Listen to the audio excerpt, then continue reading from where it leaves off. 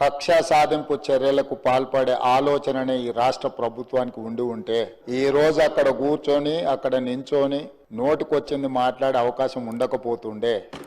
చెంచల్గూడనో చెర్లపల్లిలో మమ్మల్ని ఎక్కడైతే పెట్టినరో డిటెన్షన్ సెల్లో ఎవరిని కలవకుంటే నిర్బంధించినరో అక్కడనే మీరుండేటోళ్ళు.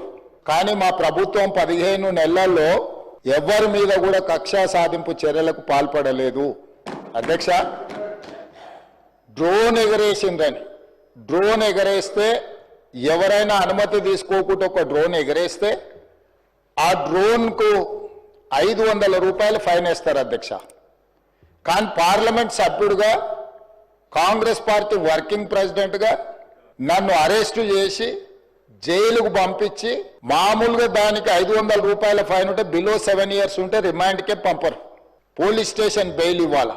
కానీ అధికారాన్ని అడ్డం పెట్టుకొని అన్ని రకాల వ్యవస్థల మీద ప్రభావితం చేసి చెర్లపల్లి జైలుకు పంపించి నక్సలైట్లు ఐఎస్ఐ తీవ్రవాదులు ఉండే డిటెన్షన్ సెల్లో ఒక కాంపౌండ్లో ఏ ఒక్క ఖైదీని లేకుండా 7 ఫీట్ల బై 12 ఫీట్లు ఉంటే అందులో 3.5 ఫీట్లు పండుకోవడానికి దిమ్మె ఉంటుంది, ఒక చిన్న బాత్రూమ్ ఉంటుంది అధ్యక్ష.